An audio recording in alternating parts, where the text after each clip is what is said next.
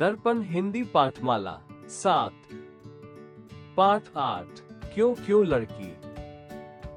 पर क्यों, छोटी सी लड़की थी वह, करीब 10 साल की। एक बड़े से सांप का पीछा कर रही थी। मैं उसके पीछे भागी, उसकी चोटियां पकड़ घसीट कर लाई, उस पर चिल्लाई, ना मोइना ना। क्यों, उसने पूछा।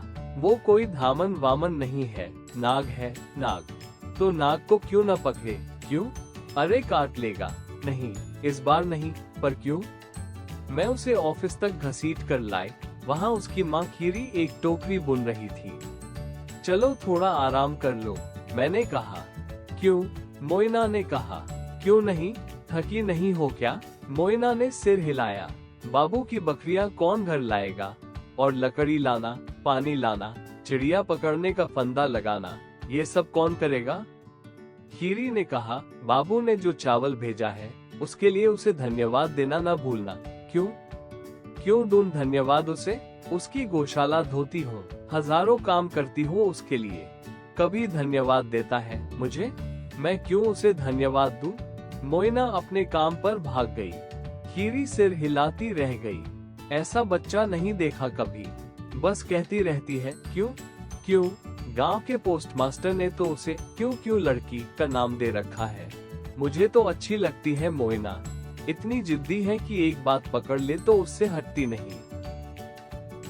मोइना आदिवासी लड़की थी, शबर जाति की।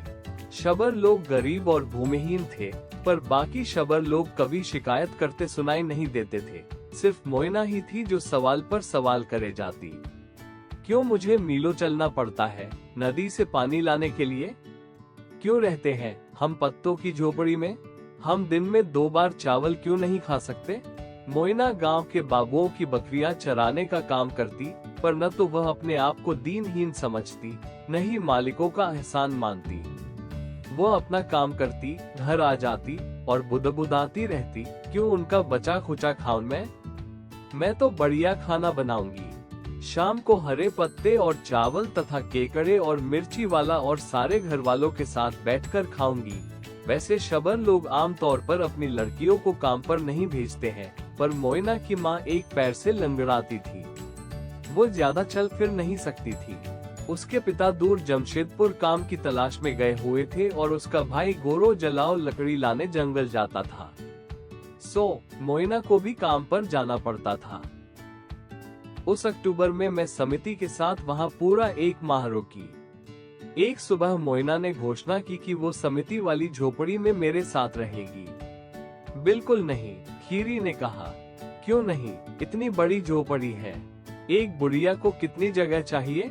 तुम्हारे काम का क्या होगा, काम के बाद आया करूंगी। और वह एक जोड़ी कपड़े और एक नेवले का बच्चा लिए आ पहुंची। ये बस जरा सा खाता है और बुरे सांपों को दूर भगा आता है, उसने कहा।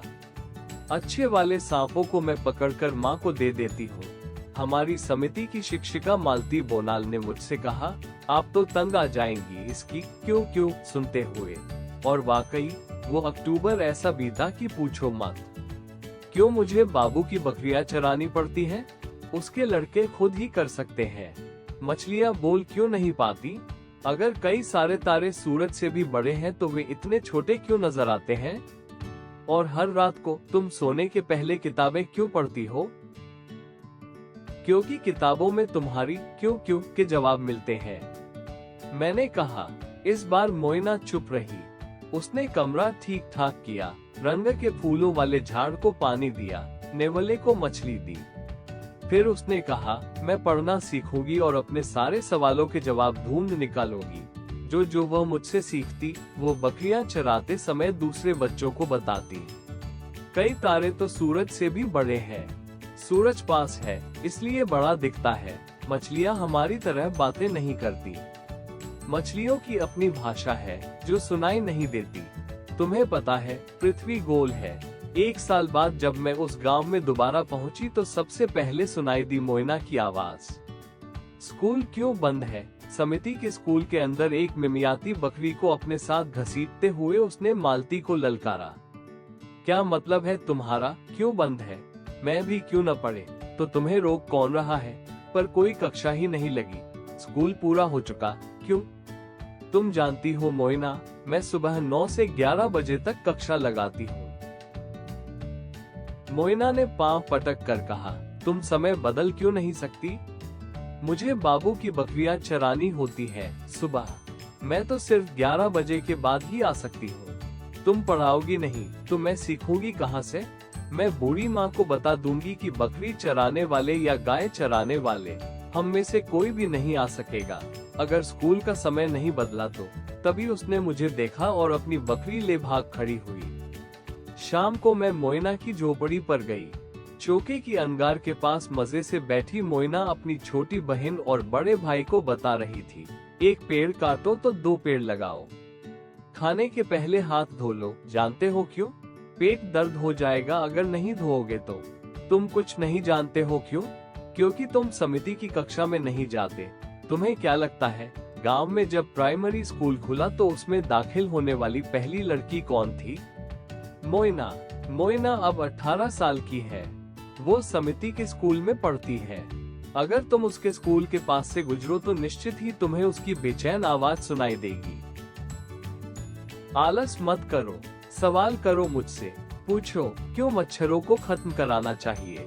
क्यों ध्रुव तारा हमेशा उत्तरी आकाश में ही रहता है? और दूसरे बच्चे भी अब सीख रहे हैं पूछना क्यों। वैसे मोइना को पता नहीं है कि मैं उसकी कहानी लिख रही हूँ। अगर उसे बताया जाए तो कहेगी, क्यों? मेरे बारे में? क्यों?